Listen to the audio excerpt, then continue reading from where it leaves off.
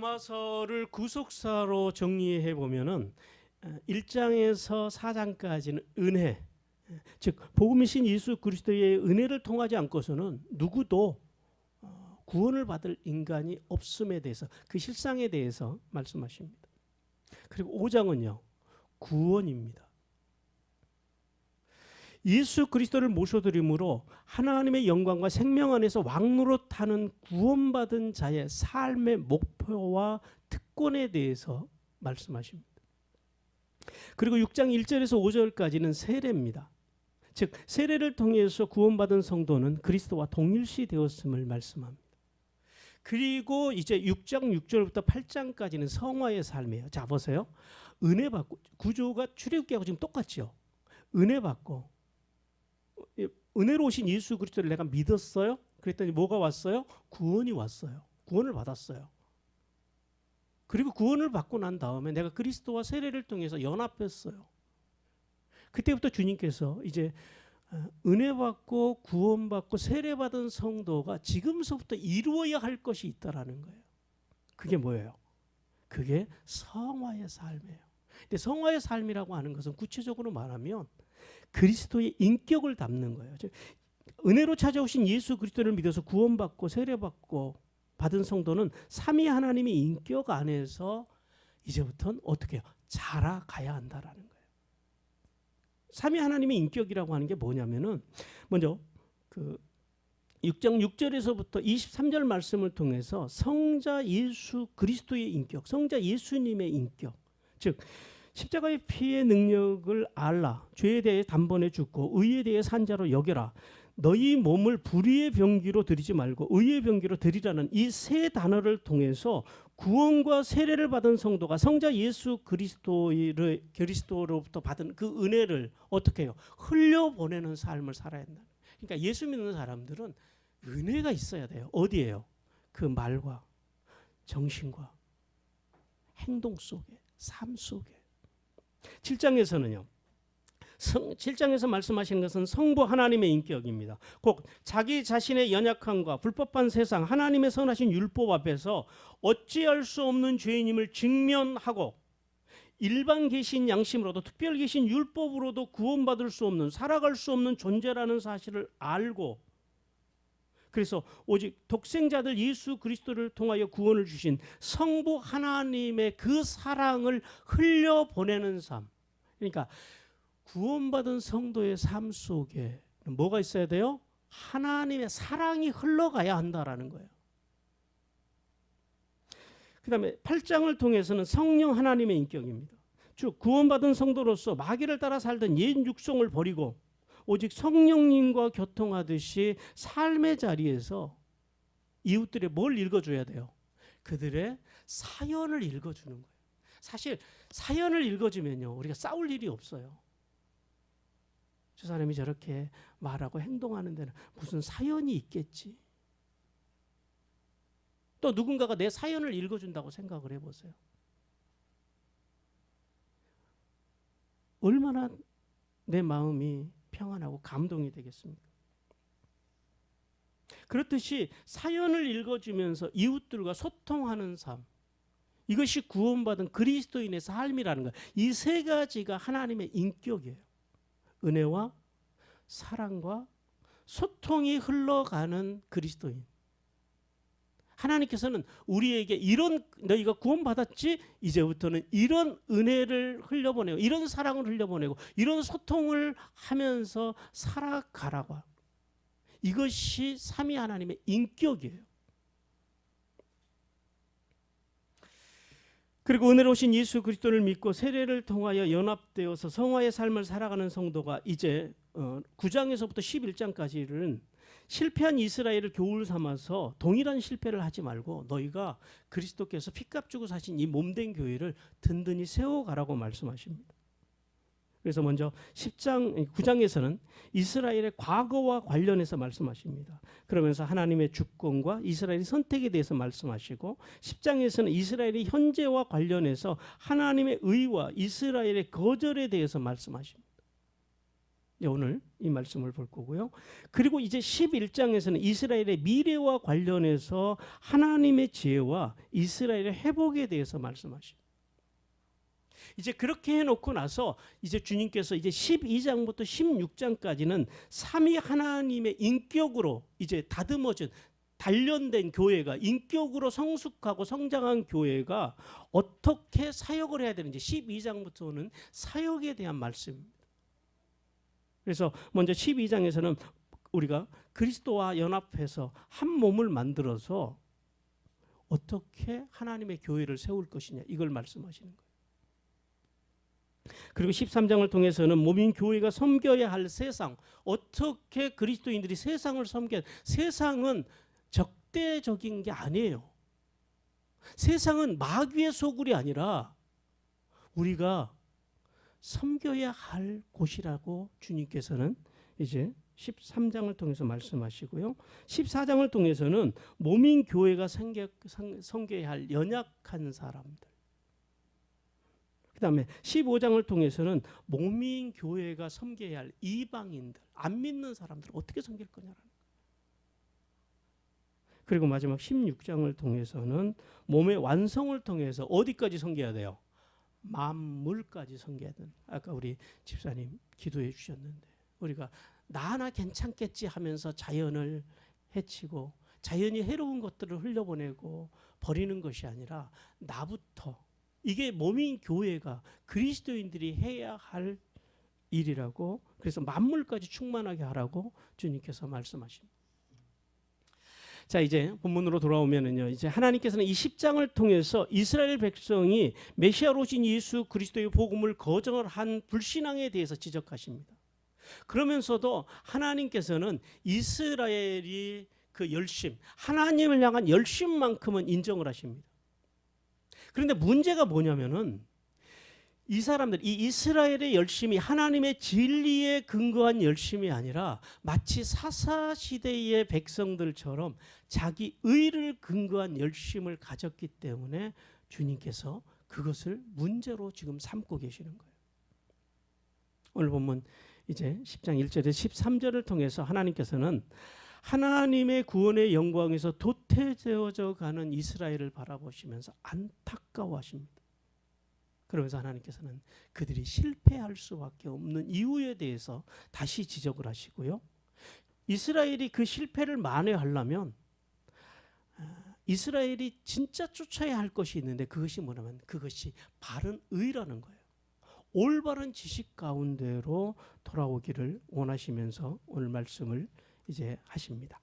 자, 오늘 본문 속에서 하나님께서 우리에게 주시는 첫 번째 메시지는 이겁니다. 인간의 열심으로는 하나님이 원하시는 수준에 결코 도달할 수 없다라는 거예요. 하나님께서는 이스라엘이 모세를 통해 주셨던 말씀, 그러니까 율법에 대해서는 그들이 굉장히 열심은 있었지만 그들의 잘못된 지식, 그 잘못된 지식이 그들을 어디로 인도해요? 잘못된 열심으로 인도하는 거예요. 그들의 잘못된 지식과 열심이 도리어 그 열심이 그들을 하나님의 구원의 영광에서 멀어지게 했다라고 말씀합니다. 그래서 먼저 1절에서 3절 말씀을 통해서 하나님께서는 바울의 소원과 이스라엘이 구원에서 실패할 수밖에 없었던 이유에 대해서 다시 말씀하십니다. 먼저 하나님께서는 1절을 통해서 두 가지 단어를 사용하십니다. 원하는 바, 구하는 바. 이 두 단어를 통해서 선민을 부르신 이스라엘을 향한 하나님의 본심에 대해서 말씀하시는데, 그 선민 이스라엘에 대한 하나님의 진짜 본심은 뭐냐면 구원이라는 거예요. 어찌하든지 그들이 구원을 얻기를 바라는 것. 이것이 하나님의 사람들, 특별히 선민 이스라엘, 믿지 않는 모든 인류까지도 인간을 바라보신 하나님의 기본적인 마음이라는 사실을 우리는 잊지 말아야 합니다. 이어서 2절과 3절을 통해서 하나님을 향한 이스라엘의 열심과 그 열정은 대단해요. 그런데 그것이 결코 우리가 생각할 때 어떤 가식적이거나 형식적인 것은 아니라고 하시면서 하나님이 인정을 하십니다.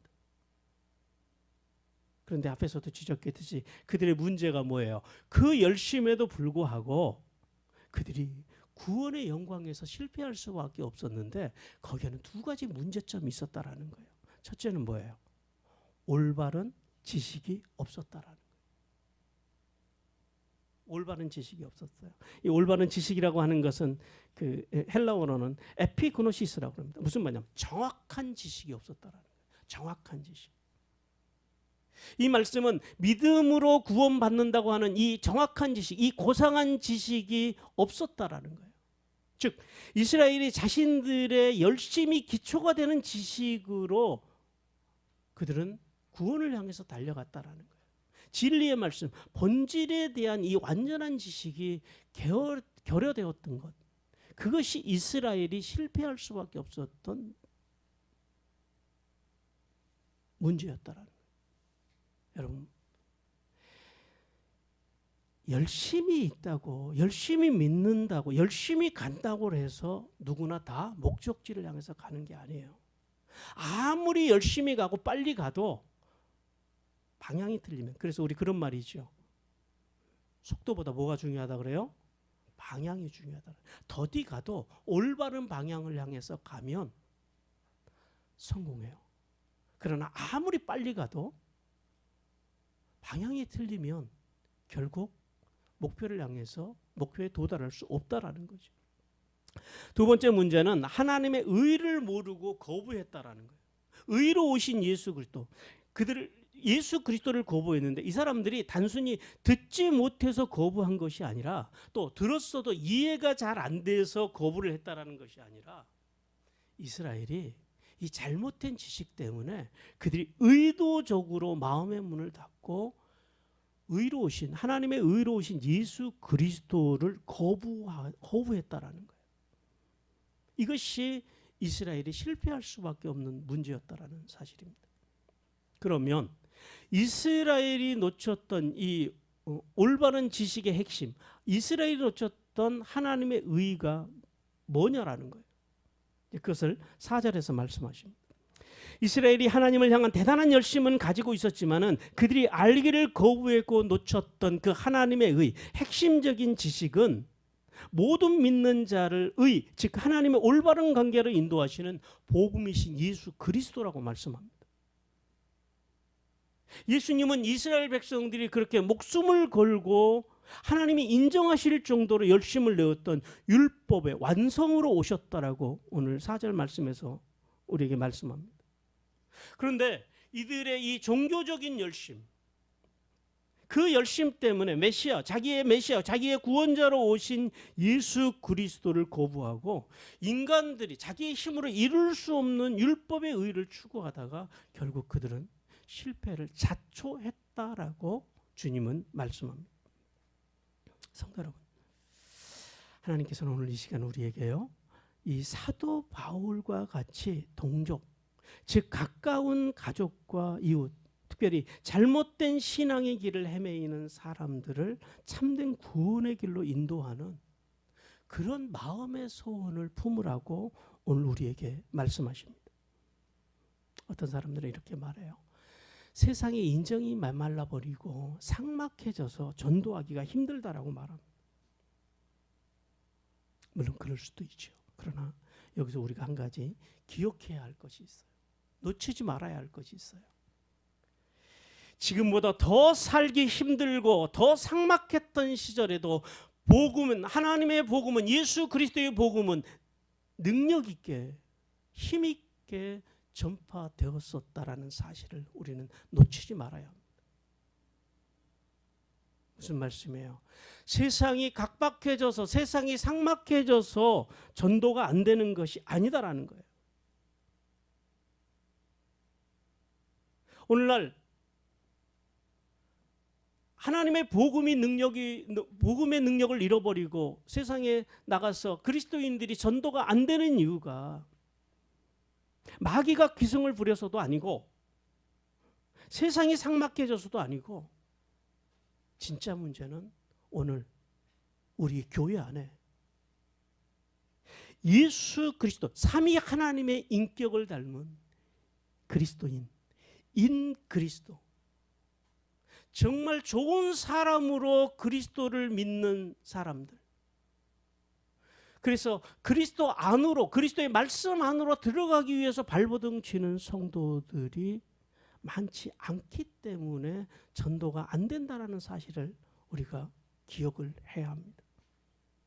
불과 20년, 30년 전만 해도, 제가 어렸을 때만 해도 예수 믿는 사람 하면은요, 동네 사람들이 그랬어요. 믿을 만한 사람. 너 교회 다니니? 오, 너 착하겠구나 라고 사람들이 인정해 줬어요. 그리고 장사하는 사람들도 예수 믿는 사람은 외상을 줘도 되는 사람, 이렇게 인정을 받았어요. 근데 오늘날 우리의 현실은 어떻습니까? 오늘 본문에서 말씀하시는 이스라엘처럼 진리의 본질과 복음의 능력을 삶의 자리에서 상실한 채 그저 종교적인 열심으로 하나님께 인정받아서 만mon의 복을 사모하는 교회들과 교인들이 많다라고 하는 것은 하나님의 아픔입니다. 열심히 예배는 드리고 기도도 하고 구제도 하는데 세상은 이제 교회를 향해서 욕하지 않아요. 욕하는 수준이 아니라 뭐라 그러냐면 제발 그렇게 살지 말라 그래요. 법원에 가면 판사들이, 검사들이, 변호사들은 그렇게 살지 말라고 말 안 해요. 왜요? 그렇게 살아줘야지 자기들이 돈을 버니까. 판사나 검사들이나 교회 주변에 사는 사람들이 이제는 교회를 걱정해 주는 수준까지 와버렸다라는. 그래서 전도가 안 되는 거예요. 성도 여러분, 그래서 우리는 이제 다시 이러한 자주 섞인 푸념에만 머물러 있을 것이 아니라 이제 다시 우리는 올바른 지식, 즉 복음의 본질, 즉 생명으로 돌아와야 합니다. 그래서 주변에 믿지 않는 이웃들이나 동료들이 우리에게 이렇게 말을 해야 돼요. 당신은 너무 정직하고 반듯해서 그것이 문제야. 그렇게 우리를 공격하면서 그래서 나는 너하고 같이 지낼 수가 없어라고 우리를 거절할 수 있는 십자가의 신앙으로 다시 돌아오기를, 다시 회복되어지기를 주님께서 간절히 원하십니다. 오늘 복음의 영광에서 점점 멀어져가는 이스라엘처럼 그릇된 지식으로 망하지 않기 위해서는 오늘 사도 바울과 같이 예수 그리스도에 대한 올바른 지식을 가져야 합니다. 그것이 비포 프로젝트예요.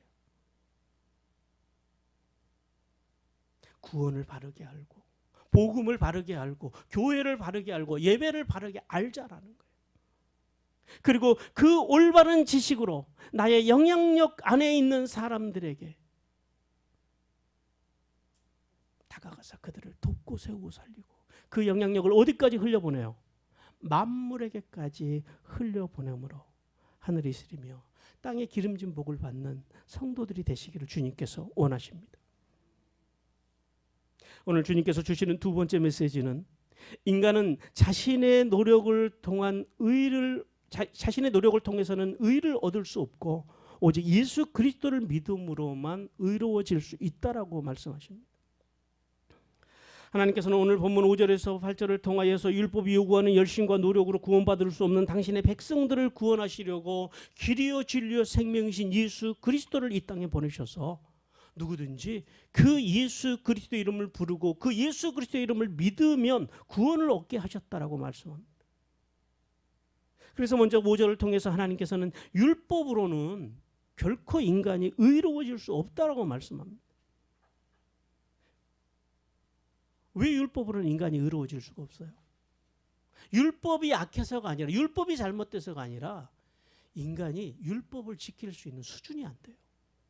그래서 하나님께서는 이제 1400년이라고 하는 시간을 거슬러 올라가서 이스라엘 백성들이 존경하는 모세를 통해서 하셨던 말씀으로 다시 이제 오늘 우리에게 말씀하십니다. 레위기 18장 5절 말씀 같이 한 목소리 읽겠습니다. 시작. 너희는 내 규례와 법도를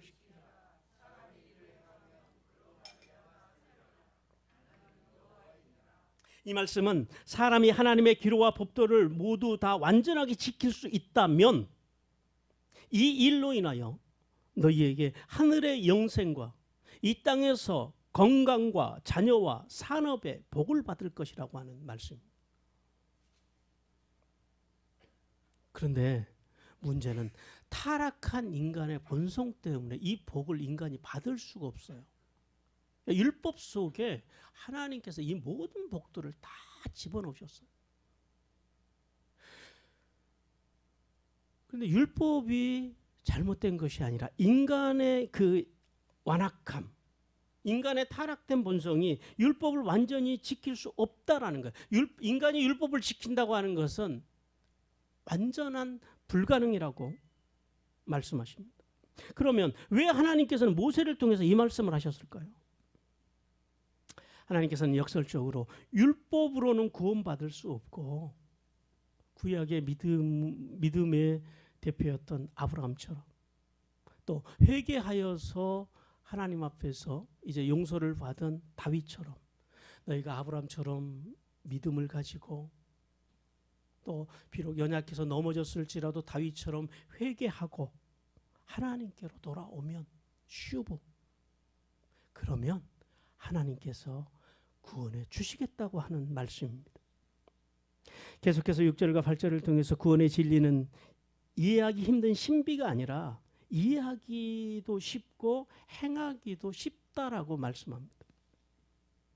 우리 신명기 30장 12절과 13절 말씀 한 절 같이 읽습니다. 시작. 하늘에 있는 것이 아니니 내가 이르기를 누가 우리를 위하여 하늘에 올라가 그의 명령을 우리에게로 가지고 와서 우리에게 들려 행하게 하려 할 것이 아니요 이것이 바다 밖에 있는 것이 아니니 내가 이르기를 누가 우리를 위하여 바다를 건너가서 그의 명령을 우리에게로 가지고 와서 우리에게 들려 행하게 하려 할 것이 아니라 이 말씀의 원래 의미는 이런 거예요. 하나님께서 모세를 통해서 백성들에게 지켜 행하라고 하는 율법이 결코 어려운 것이 아니라 쉬운 것이기 때문에 하나님의 계명을 믿기 위해서 너희가 하늘까지 올라가고 바다까지 건너가서 그 신비를 찾을 필요 없다라는 의미입니다.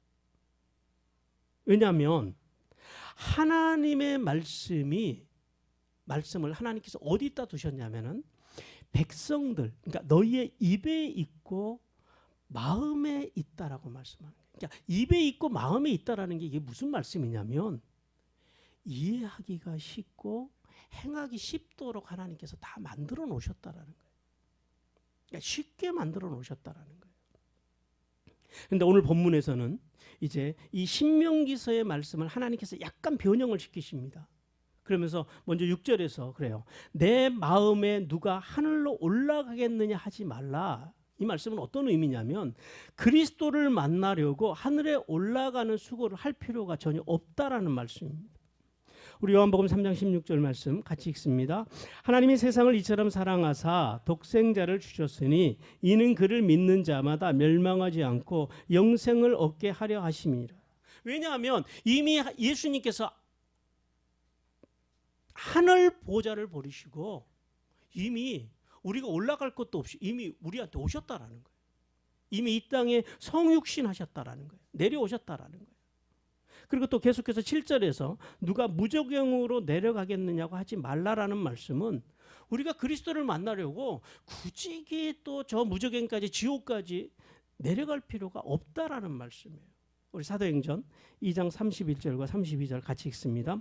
미리 본 고로 그리스도의 부활을 말하되 그가 음부의 버림이 되지 않고 그의 육신의 썩음을 당하지 아니하리라 하더니 이 예수를 하나님이 살리신지라 우리가 다 이 일의 증인이라. 왜냐하면 하나님께서는 인간의 죄를 용서하시고 십자가에서 죽으시고 무저갱에 내려가신 예수 그리스도를 이미 죽은 자 가운데서 부활시키셨기 때문에 우리가 예수님을 찾으러 저 지옥까지 무저갱까지 굳이 내려갈 필요가 없다라는 말씀.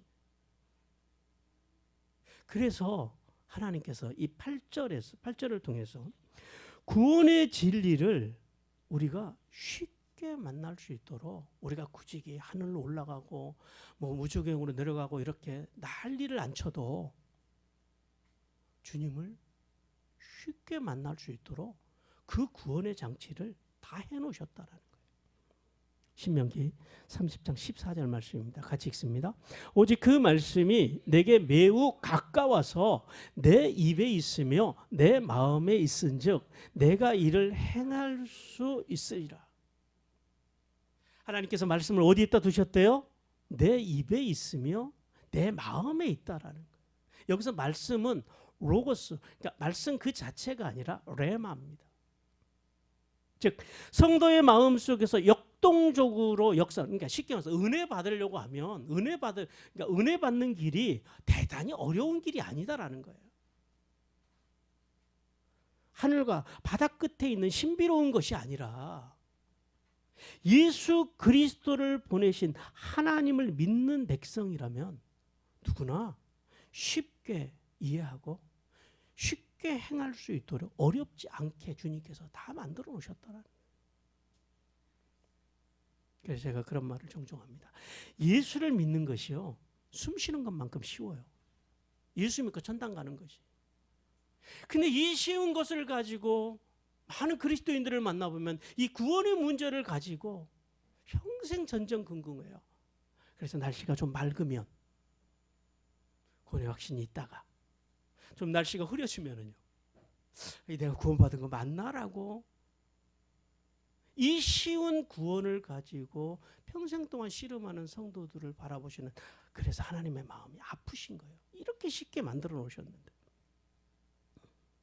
그래서 어떤 사람들은 이 능력 있는 목회, 능력 있는 신앙생활을 하기 위해서는 다른 사람들이 체험하지 못했던 어떤 신비한 영적인 세계를 체험해야 한다고 생각합니다. 그래서 이런 사람들은 뭘 사모하냐면 뭔가 좀 신비로, 뭔가 어디서 능력이 나타난대 하는 그런 집회나 그런 세미나나 그런 또 사람들을 찾아다녀요. 뭐 목사든 성도든 안 가래요. 하여튼 어디에서 뭔가 능력이 나타났대 하면은 가는 거예요. 그리고 거기 가서 이제 안수기도 받고 뭐 파란불이 보이네, 빨간불이 보이네, 이제 그런 소리를 들어야지 뭔가 내가 신앙생활을 하는 것 같고 좀 능력을 받은 것 같은 그런 신앙생활을 하는 사람들. 소위 이런 사람들은 뭘 좋아해요? 직통계시를 좋아해요. 하나님께서 좀 매일 좀 나한테 직접적으로 내가 눈만 감고 있으면 기도하면 하나님께서 누구야? 라고 이름 불러주시면서 어디 가가지고 어디를 파봐라, 거기 가면 금이 있을 거다, 뭐 이런 식의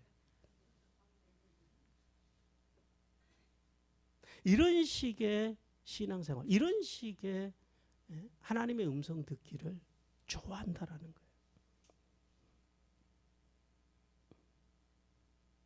그리고 기도할 때는요, 좀 뭔가 이 손과 발이 좀 뜨끈뜨끈해야 돼요. 그리고 가슴에는 막 나도 어떻게 감당할 수 없는 뭔가 막 치밀어 올라야지, 아, 내가 신앙생활을 잘하고 있구나, 내가 능력 있는 사람이구나라고 생각한다라는 거예요. 물론 이런 신앙생활이 절대 틀린 것은 아닙니다. 틀렸다고 하면 안 돼요. 틀린 것은 아닌데, 신앙생활이라고 하는 것, 예수 믿고 구원받는다고 하는 것이 그렇게 복잡다단하고 어려운 게 아니다라는 거예요. 남들이 모르는 신비로운 현상이 아니라 하나님께서는 말씀을 통해서 성령 안에서 누구나 쉽게 이해하고 쉽게 알 수 있도록 했다라는 거예요. 그래서 하나님께서는 이 진리를 어디에다 두셨대요? 내 입이 뭐예요? 너의 일상의 대화 속에서 하나님의 말씀이 흘러나와야 한다라는 거예요. 그러니까 일상의 대화를 들어보면 이 사람이 하나님의 사람인지 능력의 사람인지 우리는 금방 알 수 있습니다. 입에 두셨다라는 거예요. 그 다음에 내 마음 뭐예요? 성도의 정신 속에 두셨다. 그가 어떤 정신을 가지고 살아가느냐라는 거예요. 무슨 말이에요? 입과 마음에 두었다라는 거예요. 아주 너희 가까이, 바로 너희 속에다가 두셨다라는 거예요. 에레미야서에 보면은 하나님께서 내 법을 내 마음에 새기고 내 생각 속에 둔다라고 그래요.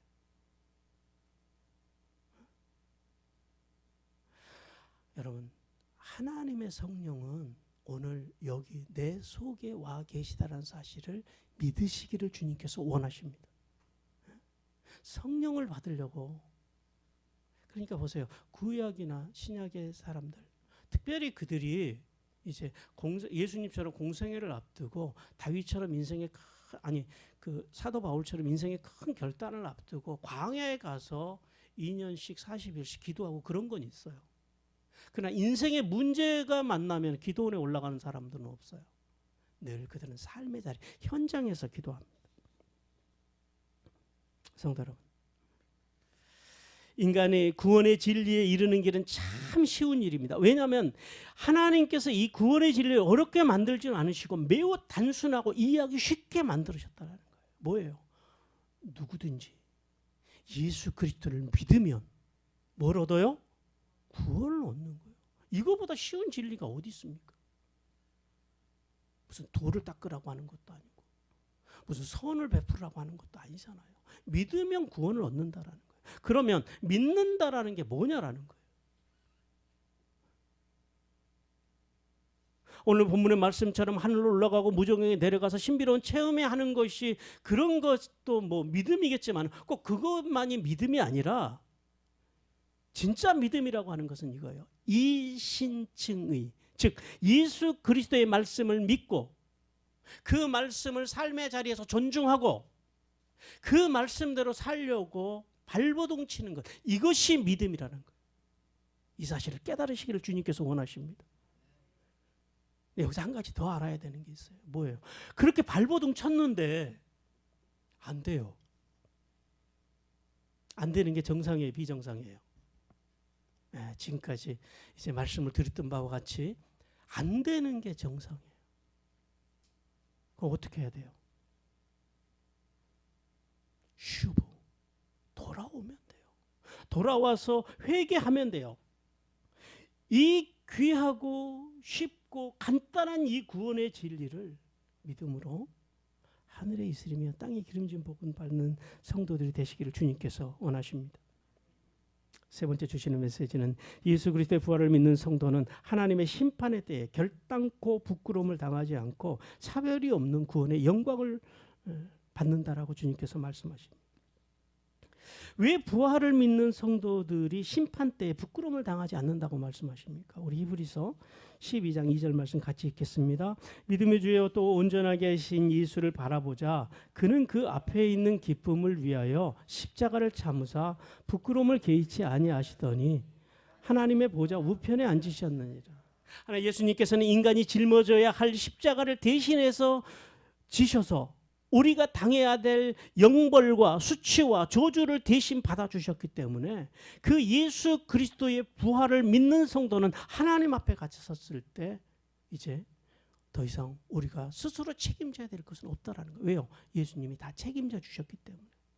그렇기 때문에 우리가 하나님 앞에 섰을 때 그 예수 그리스도를 믿는 사람들은 주님 앞에 갔을 때 절대 실망당할 일이 없다라는 거예요.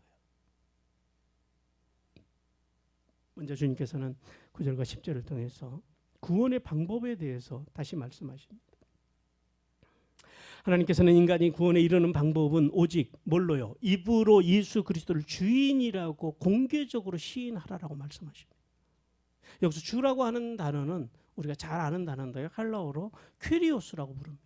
이 퀴리오스라는 단어는 주인과 종, 그리고 왕과 신하, 그리고 신과 예배자, 이런 관계 속에서 이제 열등한 존재가 뛰어난 존귀한 존재를 부를 때 이제 부르는 그런 단어입니다. 그러니까 그들에게 절대 복종과 절대 헌신하겠다고 하는 마음을 담아서 부르는 호칭이 바로 이 퀴리오스입니다.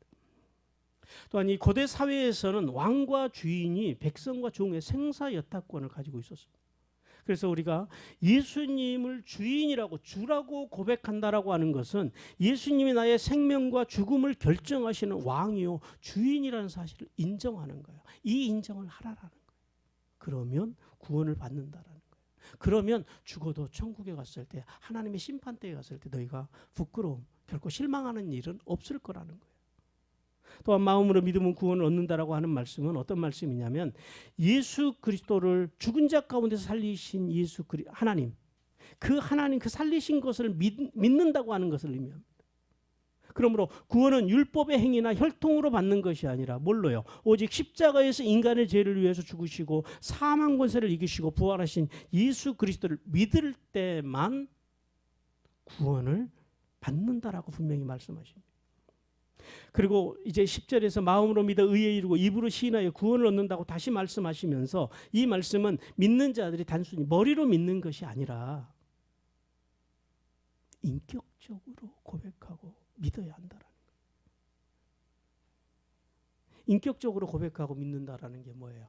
너의 일상, 너의 삶의 자리에서 그 고백이 늘 너의 삶 속에, 그러니까 교회에 와서만 고백하는 게 아니고 우리가 가정에서나 직장에서나 길을 가거나 혼자 있을 때나 친구들과 있을 때나 어느 때라도 예수님이 내 주인입니다라고 하는 고백이 늘 있어야 한다라는 거예요. 우리 마태복음 10장 32절과 33절 같이 읽습니다. 누구든지 사람 앞에서 나를 시인하면 나도 하늘에 계신 내 아버지 앞에서 그를 시인할 것이요 누구든지 사람 앞에서 나를 부인하면 나도 하늘에 계신 내 아버지 앞에서 그를 부인하리라. 시인하는 사람들 언제요? 늘 한 번 시인하고 마는 게 아니고 생각날 때 하는 게 아니고 하나님께서는 이러한 믿음의 사람들을 구원하시며 또한 이 믿음의 고백이 한 번만이 아니라 천국에 이를 때까지 계속 되어져야 한다라는 거예요. 이제 마지막 11절과 13절을 통해서 구원받은 성도에게 임하는 세 가지 복에 대해서 말씀하십니다. 하나님께서는 먼저 이 요엘서 2장 32절 말씀을 통해서 예수님을 믿는 자는 구원을 얻는다라고 먼저 말씀을 하시는데요.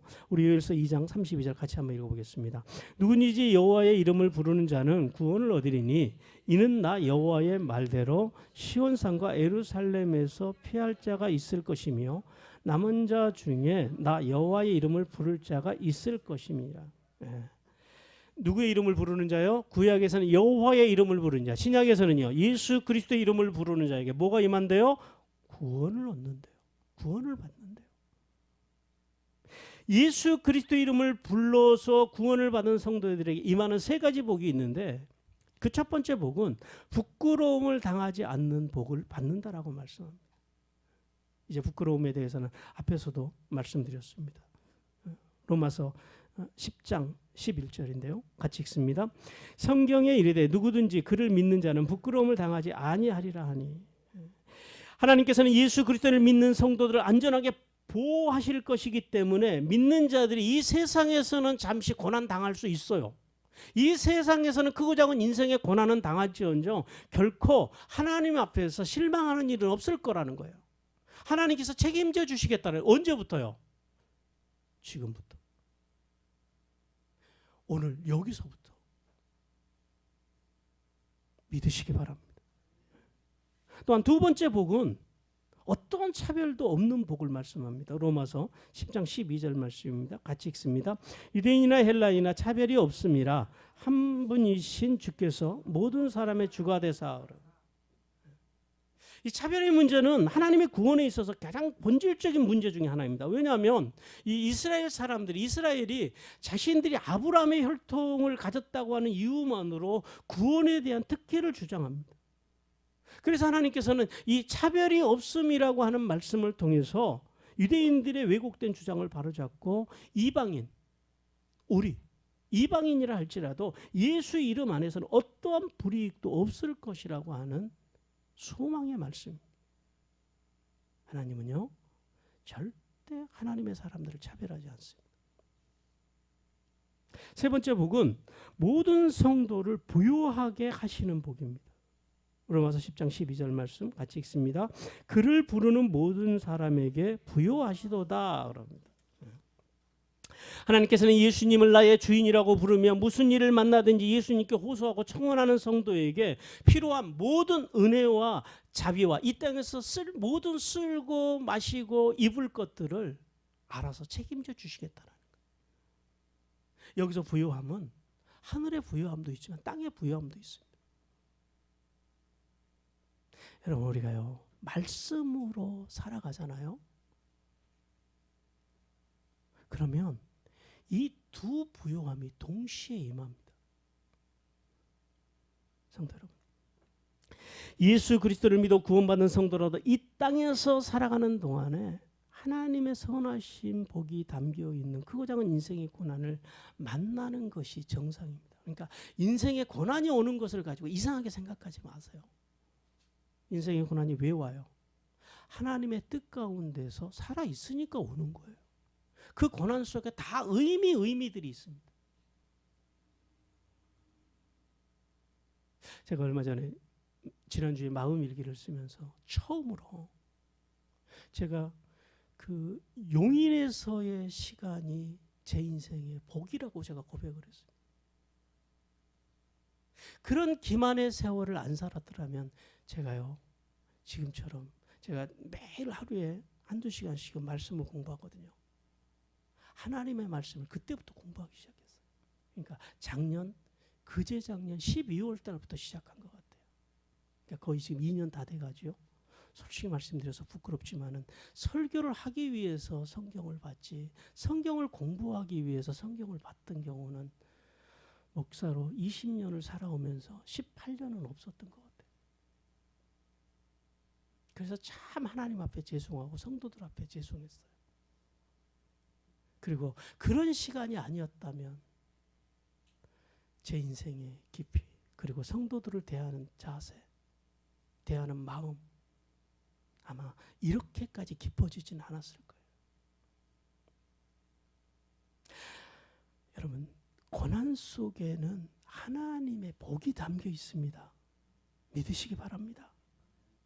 그래서 구원받은 성도가 마지막 하나님의 심판대에서 받을 이 복, 이 땅에서도 받는 복도 대단한 복이지만은 진짜 복은요, 거기 있다라는 거예요. 마지막 때. 왜냐하면 이 땅은 살아봐야 100년이잖아요. 그러나 마지막 때라고 하는 것은 뭐예요? 사실 우리한테는 마지막이 아니라 또 다른 시작이죠. 거기는 영원한 세계가. 그러니까 여러분, 이 땅에서 100년 잘 먹고 잘 살다가 가기를 소원하십니까? 아니면은 영원한 하나님의 나라에 가셔서 잘 살기를 원하십니까? 뭐가 낫겠어요? 이 땅에서 100년도 아니고 지금 사실 어떤 분은 남아봐야 한 30년, 40년. 예? 가장 우리 어린 아기도 많이 살아봐야 90년밖에 쟤도 못 살아요.